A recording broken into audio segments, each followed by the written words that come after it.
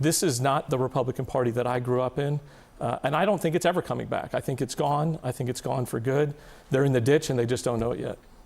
How are we in the ditch? We won the national popular vote last November. We won a crushing victory in the Electoral College. We won majorities in the House and the Senate. We just passed the big, beautiful bill. Peace is breaking out in the Middle East. Peace is breaking out on the African continent. Gas prices are lower than they've been in 4 years. Taxes are going to be low. Egg prices are down 69%. The southern border is secure.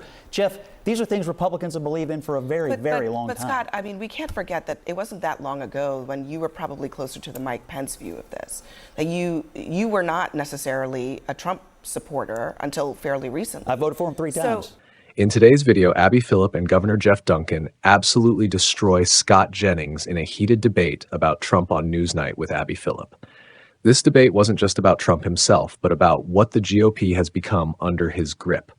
A party that traded its principles and conservative values for cheap populism and culture wars.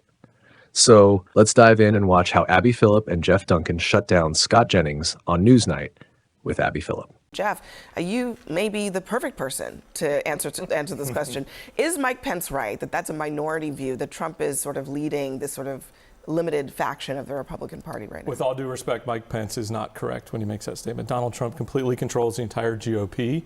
And the only example I can give that equates to it is like a rogue cult leader coming into a church and taking it over. He's brainwashed him. And you don't have to look any further than the zombie-esque reaction to even the last few weeks. I mean, Doge has imploded. He's made promises, yet the base doesn't hold him accountable for it.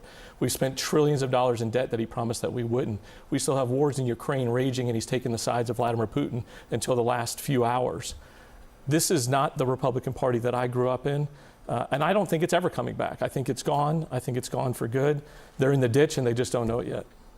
How are we in the ditch? We won the national Pence. popular vote last November. We won a crushing victory in the Electoral College. We won majorities in the House and the Senate. We just passed the big, beautiful bill. Peace is breaking out in the Middle East. Peace is breaking out on the African continent.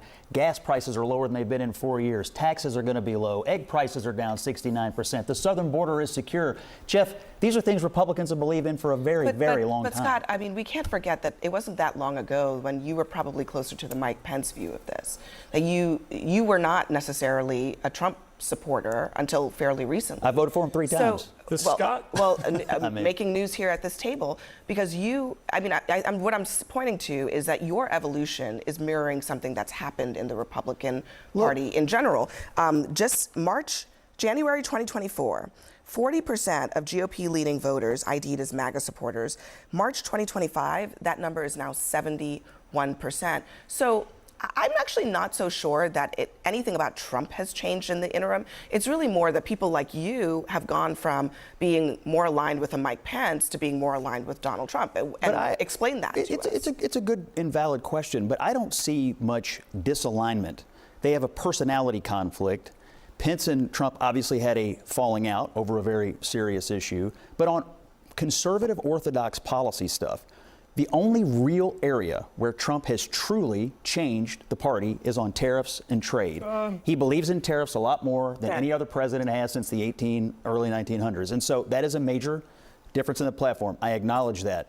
But on taxes, on the border, on pro-life, on having a strong military, and even now getting NATO strengthened with the 5%, helping Israel defeat Iran, he's not an isolationist. He is on many ways the same as every other Republican president of my lifetime and of your lifetime. There are some differences, but it's not as vast, I think, as you want it to be. Donald Trump does not remind me of Ronald Reagan. And the Scott Jennings, who was a Republican growing up, working for Mitch McConnell, George Bush, and others, very respectable Republicans, would probably not even shake hands with the Scott Jennings that's sitting here today. I shook hands with Mitch McConnell this week, so B, Mitch McConnell and Donald Trump worked together to change the Supreme Court and give us a 6-3 majority to pass the tax cuts in 2017. Again, personal differences are Donald different Trump than policy showed alignment. respect to your former boss, Mitch McConnell? Do I you think he's shown respected respect to him? Yeah. Not always, no. If we asked you to find one day since his inauguration that he has not lied to you and your family, do you think you could do it? One day he's spoken publicly? Because he can't stop lying, Scott. And I do think the party's changed quite a bit. The Republican Party I grew up with would not delight in beating cops for a lie and then pardoning the people who beat the cops. I don't know what conservatism means anymore. This gentleman is the perfect person to speak to what Mike Pence is going through, because what does it mean? It doesn't mean family values, doesn't mean the Christian values, fiscal responsibility. Again, we don't this live in a deficit spending? theocracy. We live in a nation of laws, and we live in a nation of policy choices. Our policy choices today are basically the same as Republican policy choices, with the exception of tariffs, which I acknowledge. But this president, has done a lot of conservative stuff that people have always wanted. You've said two things a few times on the show. One about not living in a theocracy, which you're right. But it is also true, and I think this is John's point, that for many, many decades, the Republican Party, and even under Trump, says explicitly, we are a Judeo-Christian society. He claims to his supporters that his faith is important, that it's the most important thing in American society. He says that. Yeah. The Bible should be taught in schools, that he is selling a Bible with his name on it. So there's that. It's but true. then secondly, the party of George W. Bush, of compassionate conservatism, of immigration reform, that party is also gone too.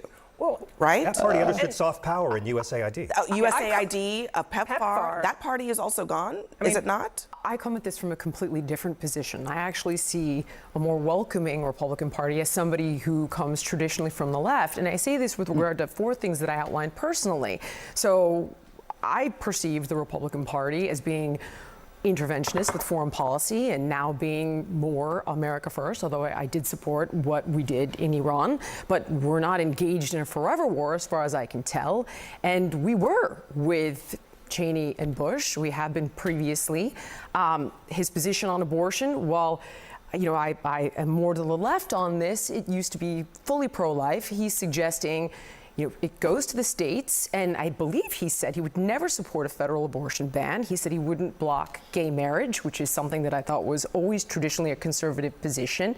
And the tariffs thing, as you mentioned, as far as I can remember, conservatives were globalists. They were for free trade, and it arguably hollowed out the middle class. So I'm with Trump on that. Yeah, I mean, look, I think that this divide right here, I mean, you're demonstrating a lot of reasons why Trump was able to actually make inroads in Democratic constituencies, but you're suggesting that he's the same old Republican as everybody else. No. But I think that Jillian is perhaps proof that that's not the case. His attitude and his ability to get things done, his spirit, the way he fights the left, the way he fights for free speech and Western civilization, and the way he's open to coalition building and building non-traditional alliances is a key political talent. I think that explains your support for Trump, but I think that that Jillian is correct that on those policy issues, Trump has tried to be somewhere in, dare I say, a bit of the mushy middle on some of this stuff.